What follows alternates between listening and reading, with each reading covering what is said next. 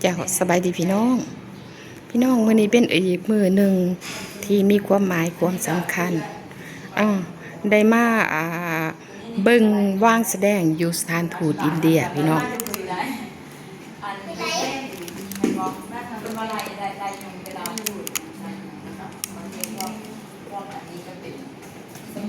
พี่น้องมาเบิ่งนำกันได้พี่น้องมาเบิ่งว่าว่างแสดงอยู่สถานที่แห่งนี้เพิ่นเน้นเกี่ยวกับหยังแน่พี่น้องตัวนี้แม่นวิธีการดำรงชีวิตของคนอินเดียโบราณพี่น้องแต่บ่ฮู้ว่าเว้านี่ถือบ่แม่นตัวนี้สำหรับคนอินเดียที่เขาบ่ฮู้ว่าพม่ามันสิแบบนี้บ่แล้วก็ไปอันทางตัวนี้การวางแสดงสินค้ากับบ่ได้หลากหลายบ่ได้หรูหราแต่มันมีความหมายความสำคัญพี่น้อง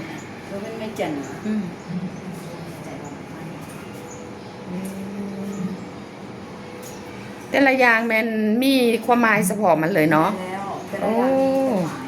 คือธรรมดาได้พี่น้องมันจะมีอันพวกนี้นะมันเป็นเพิ่นแต่ง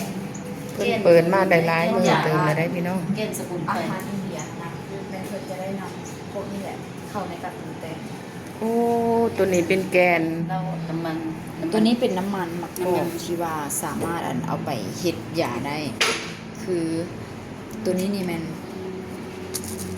นอันดีเป็นยาดีเบาหวานโอ้โหเพิ่นได้อธิบายว่าเป็นยาดีเบาหวานคือต้องเศร้า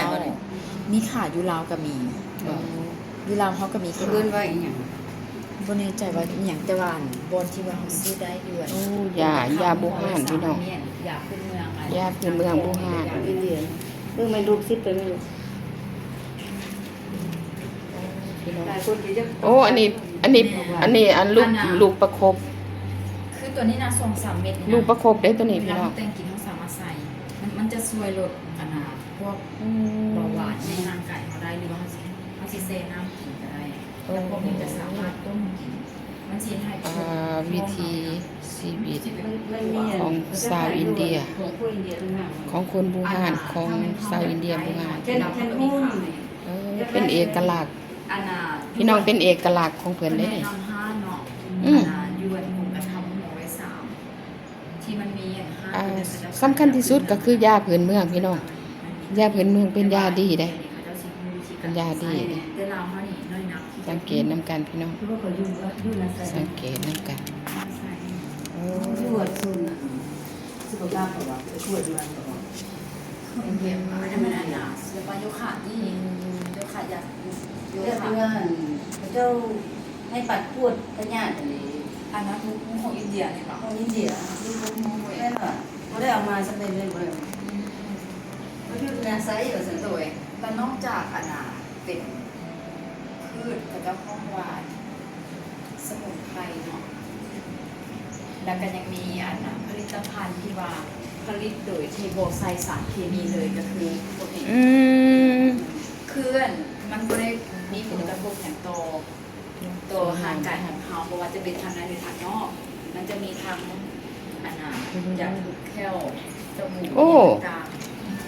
มีผลิตภัณฑ์ครบเนาะบ่มีสารเคมี 100% เลยบ่มี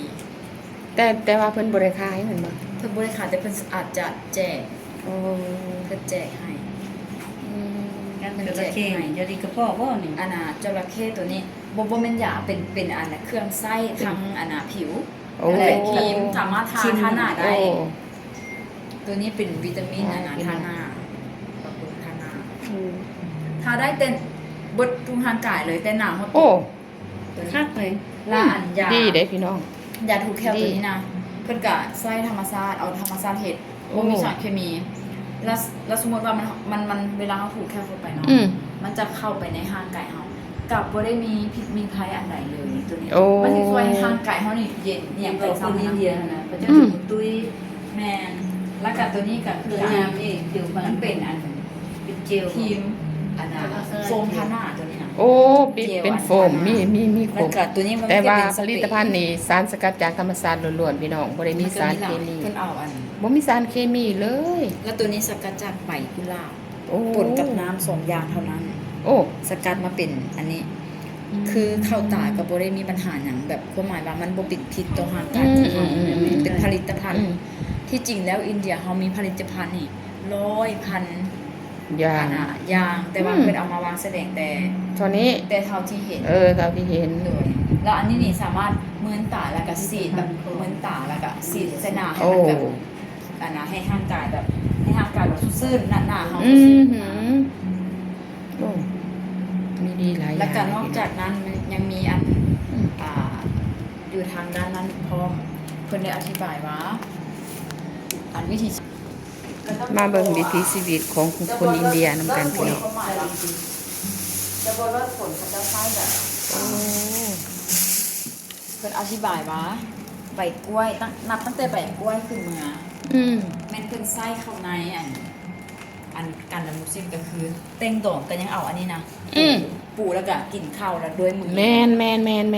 แล้วก็ เห็นในคลิป แต่ละอย่างนี่นะ อืม ทุกหลังของคนอินเดียนะต้องมีไว้ติดมือ พี่น้อง แต่ละอย่างว่าตัวนี้นี่แม่นเป็น ธรรม ยา ศาสตร์ เย็น ล้วน ตัวนี้เป็นยาเย็นความหมายว่าอัน ๆมันเป็นหินบ่หรือเป็นหยังคล้ายๆหินเนาะ แมนคล้ายๆเห็นแต่ว่ามันเป็นยาเย็นตัวนี้นี่แม่นมักแนงสามารถอุ่มได้เด้อ โอ้ มันจะเฮ็ดให้ปากหอม โอ้ หลังจากที่ว่าคน พี่ อิน น้อง เดีย เอ๋ย เขาจะกินข้าวโดย บางแนงบาซั่น หลังจากที่ว่าคนอินเดียเขาจะกินข้าว อันแรก นะก็จะโอนตัวนี้สามารถ โอ้ กลืนเข้าไปในท้องได้ โอ้ เห็นให้ท้องเฮาแบบมัน เบิ่ กลื ง น เบิ่ มาง อย่างนั้นนะสิบ อ้ม ตัวได้ เม็ดเดียวบ่ เม็ดเดียว อือหือ แล้วก็กลืนได้ย่ำได้ อืม เพราะว่าอันนี้เขาจะห้องหมักแนงเด้ อืม เวลาเฮามีแต่เฮาบ่ฮู้ไส้ โอ้ หมักแนงหมักแนงแล้ว หมักแนง แม่ กับมังแนงกาแฟ อันนี้มันแน่นเด้อ อืม หมักแนงเขียวตัวนี้นะ อืม ส่วนใหญ่มันจะนำออกนำออก อืม หลายก่อน อืม แล้วแต่ละอย่างอันนี้แม่นอันอย่างกดจันทร์เนาะดอกจันทร์เขาจะเอาเข้าในการแต่งกินเนาะ แม่น แล้วก็จำพวกนี้นี่แมน ก็นี่มันอย่างเนอน ตัว นี่ นี้ นะ นี่แมนไส้เข้าในอันเซน คล้ายๆเฮ็ดเนาะ อันเซนน้ำแล้วดีโตเส้นผมตัวนี้เฮ็ดให้ผมดำ โอ้ โอ้ อยากได้อยู่ได้ แม่น อือหือ เป็นว่าเฮ็ดให้ผมดำแล้วก็แต่ละอย่าง อันนี้ก็ สา คือ มารถ มา อันนี้แม่นอันนั้นเฮาตอน ส้ นี้ มป่วย แม่น หมักสมปอยเฮามี มีหมักสมปอยป่นน้ำหั่นแหละ อืม ที่ว่าอันเซนน้ำแล้วอันเอาไปหมักผม อันนี้ก็เครื่องเทศ ตัวนี้เครื่อง ตัว เท เป็น ศ เครื่องเทศเข้าในอันปรุงแต่ง เครื่ อา อง หา เท ร ศ เพราะว่าอันที่วางแสดงอยู่นี่ค่ะนะ อืม คนอินเดียเพิ่นจะมีไว้อยู่ทุกบ้านบ่ว่าจะเอามาแต่งกลิ่นหรือว่าเอามาใส่ใน โอ้ ผลิตภัณฑ์ทางนอก อืม ผลิตภัณฑ์ทางกายอหย่าง แม่นป้าได้ประโยชน์หลายเลยพี่น้องมากมื้อนี้ แม่ มาเบิ่งเพิ่นวาง แล้ว แส ก็ ด แต่ ง ละอย่างอันผลิตภัณฑ์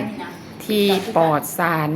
อยู่สถานทูตอินเดียพี่น้อง มัก็เฮ็ดให้พุงนี่นะ อยู่สถานทูตอินเดียเมืองศรีสะเกษ บ้าน ส เรา ป มี ป หลาย ลาวพี่น้อง คุณภาพ คุณภาพ ประโยชน์หลายได้ แล้วก็ พี่น้ มี อง อยู่เฮือนนี่มันจะมีกลิ่นหอม อันนี้ เวลาเข้ามา อืม แค่นั้น โดยสวัสดีอืม ประมาณนั่นแหละวางแสดง สินค้าเพิ่นวางแสดงให้ผู้คนมาเบิ่งพี่น้องแต่ว่าถึงมันจะน้อยแต่ก็มีคุณค่าสูงต่อวิถีชีวิตของชาวอินเดียพี่น้องบ่ว่าผู้คนอยู่ต่างประเทศก็คือกันพี่น้อง เอาพี่น้องให้เบิ่งตัวนี้ก่อนขอบใจหลาย ๆ ที่ติดตามหับส้มเจ้า ขอบใจหลาย ๆ ฝากกดไลค์กดแชร์ให้ซ่องจันทไลชาแนลเด้อพี่น้องเด้อขอบใจหลาย ๆ จ้า ขอบใจ ขอบใจ จ้า ขอบใจ บ๊ายบายจ้า